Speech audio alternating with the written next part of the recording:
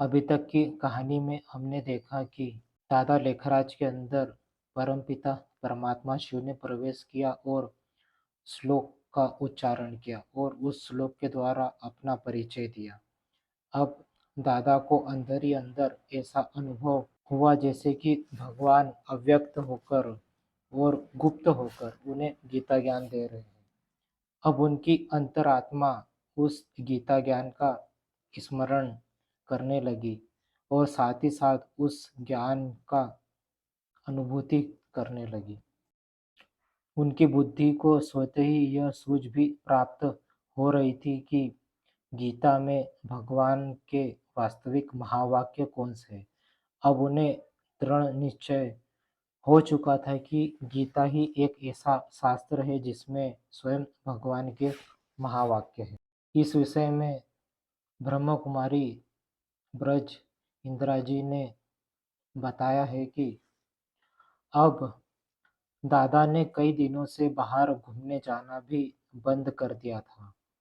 हम घर के सभी बड़े सदस्य बैठ जाया करते थे और दादा आत्मा का जो ज्ञान देते थे वह हम सुनते थे।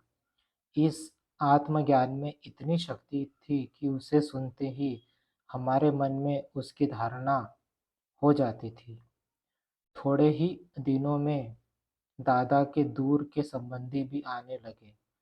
अपनी अंतर आत्मा में ज्ञान की गुप्त आवाज सुनकर दादा को गीता में और अधिक श्रद्धा हो गई थी, इसलिए वे गीता ज्ञान सुनाया करते थे। अब उन द्वारा गीता का ज्ञान सुनाते सुनाते स्वयं भगवान शिव ने वहां पर आने वाले नर नारियों को साक्षात्कार कराना शुरू किया। उनके सत्संग में जो भी सम्मिलित होते थे उन्हें श्री कृष्ण का साक्षात्कार, कलयुगी सृष्टि का महाविनाश और आने वाली सतयुगी देवी दुनिया का दिव्य साक्षात्कार होने लगा था। इस अद्भुत बात की चर्चा सारे शहर में होने लगी कि दादा के पास जो कोई भी जाता है उसे साक्षात्कार होते हैं। अब दादा के मित्र और संबंधियों के अतिरिक्त अन्य कन्याएं और पुरुष भी आने लगे। वे ऐसा मानते थे कि दादा ही साक्षात्कार कराते हैं। हालांकि स्वयं दादा को भी शुरू-शुरू में जब साक्षात्कार हुए थे तो वह सोच में पड़ गए थे और उन्हें लगा था कि उनके गुरु यह साक्षात्कार करा रहे हैं। परंतु जब बाद में उन्हें पता चला कि यह साक्षात्कार तो स्वयं परमपिता परमात्मा करा रहे हैं, उसी प्रकार यह भी साक्षात्कार स्वयं परमपिता परमात्मा शिव ही करा रहे थे। सत्संग सुनने के लिए आने वालों में एक बहुत धनवान परिवार की महिला थी जिनका नाम रुक्मणी था। वे हैदराबाद में एक बहुत बड़े घर की बहू मानी जाती थी। उनका ससुर वहाँ के विशिष्ट अथवा गिने-चुने व्यक्तियों में से एक माना जाता था।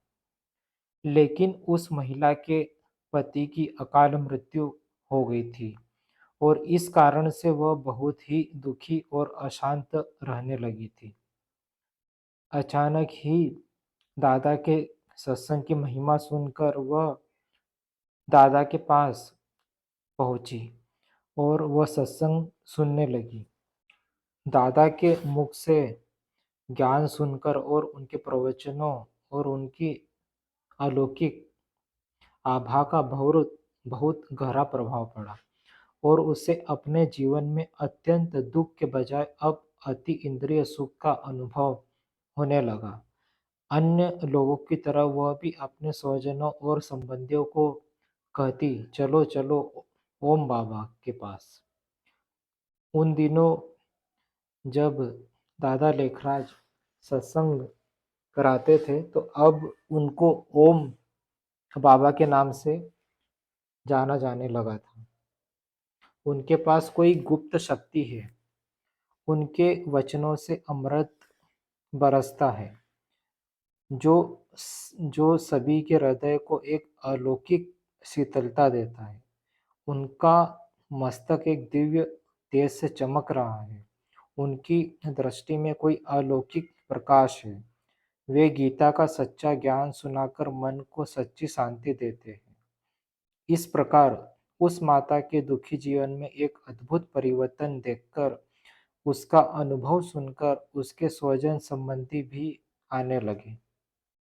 उस माता की एक लौकिक विवाहित पुत्री, जिसका नाम गोपी था, वह भी उसके साथ सत्संग में आने लगी।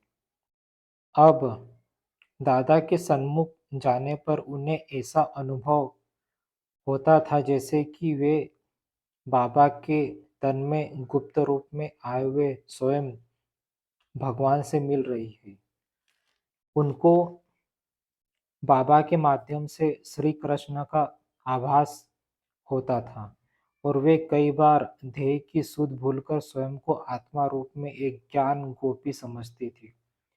जैसे श्री कृष्ण मुरली सुनाते हैं तो सारी गोपियां उनकी ओर आकर्षित होती है, उसी प्रकार अब दादा लेखराज के मुख से ज्ञान सुनकर सभी गोपियां जो भी उनके यहाँ ज्ञान सुनने आते थे, वह अब अपने आप को ज्ञान गोपी समझने लगे थे। इस प्रकार ईश्वरीय ज्ञान द्वारा अति इंद्रिय सुख का अनुभव करते हुए अनेक नर नारी आत्मिक उन्नति कर रहे थे। उन दिनों बाबा को जो ज्ञान देते थे और उस ज्ञान से जो अनुभव होता था, उसकी एक झलक ब्रह्म कुमारी हृदय पुष्पा जी ने इस प्रकार बताया है कि बचपन से ही मेरा वह संस्कार था, जब भी अपने संबंधियों में से किसी की शादी की सूचना मिलती थी तो मुझे बहुत दुख सा अनुभव होता था। शादी से मुझे घृणा थी। मुझे इस घृणा का कारण समझ में नहीं आता था, परंतु जैसे-जैसे मेरी अपनी शादी के दिन निकट आते जा रहे थे, मैं रोती रहती थी। शायद उन्हें निर्विकार और पवित्र जीवन जीने की चाह थी, इसलिए उन्हें शादी से घृणा थी। आखिर जब मेरे विवाह का समय आ पहुंचा, तो मुझे ऐसा लगा कि मेरी मृत्यु का दिन आ गया है। मेरा विवाह तो हो गया, परंतु पति के प्रति मेरी दृष्टि में वासना भाव नहीं थी। पति बीमार रहते थे और मैं एक नर्स की भांति उनकी देखभाल तथा सेवा करती थी, परंतु मेरे मन में कभी भी मोह भाव अथवा पति पत्नी के संबंध का भाव पैदा नहीं हुआ। बहुत सेवा और इलाज के बावजूद भी विवाह से 6 मास के अंदर ही उनका देहांत हो गया। मेरे माता-पिता को इस बात का बहुत दुख हुआ। मुझे भी यह दुख हुआ कि 6 मास पहले मैं कन्या थी, परंतु अब लोग मुझे विधवा की दृष्टि से देखेंगे। मेरे लौकिक भाई ने भी 17 वर्ष की अवस्था में शरीर छोड़ा था। उसका दुख भी मेरे माता-पिता के मन में बहुत था। वही माँ-बाप का इकलौता बेटा था और वही इतनी बड़ी संपत्ति का उत्तराधिकारी बनने वाला था। माता-पिता को दुखी देखकर मेरे दुख में और वृद्धि हो गई थी। हमारा कुल एक धनी-मानी कुल था, इसलिए हमारे दुख की दास्तान हैदराबाद में काफ़ी लोगों तक पहुँच चुकी थी। स्वयं बाबा ने भी हमारी गाथा सुन रखी थी। दूसरी ओर सिंध में इस बात की धूम मची थी कि ओम बाबा के सत्संग में कोई जाता है तो उसे परम शांति का अनुभव होता है और अनेकों को श्री कृष्ण का साक्षात्कार हुआ है। यह बात मेरे कान तक भी पहुंची। मैं दूसरे ही दिन बाबा के सत्संग स्थान पर गई। बाबा के व्यक्तित्व से शांति बरसती थी और उनके सन्मुख जाने से सुख महसूस हो रहा था। बाबा ने मुझसे कहा बाबा ने मुझसे पूछा, आप कौन हो? जानती हो आप कौन हो? मैंने कहा, मैं एक दुखी इंसान हूँ। फिर बाबा ने पूछा, अच्छा, बताओ, संसार दुख रूप है या सुख रूप है? मैंने कहा, बहुत दुख रूप है। बाबा ने कहा, अच्छा बैठो। मुझे सामने बिठाकर बाबा ने अपने हाथ से एक मनुष्य का चित्र खींचा और उसकी भ्रुकुटी में आत्मा अंकित की। उस चित्र पर उन्होंने मुझे समझाया, देखो, यह शरीर तो 5 तत्वों का पुतला है और विनाशी है, परंतु इसके अंदर जो आत्मा है, वह मन, बुद्धि और संस्कारों सहित है, चेतन है और अनादि अविनाशी है। बच्ची, ये दो चीजें अलग अलग है। शरीर जल जाता है, आत्मा नहीं जलती है। वह एक शरीर से निकल दूसरे शरीर में प्रवेश कर जाती है। अब बताओ, आप दोनों में से कौन हो? आप यह 5 तत्वों का शरीर हो जो कि जल जाता है, या इसमें जो आत्मा है, आप वही हो? मैंने कहा, मैं तो एक आत्मा हूँ।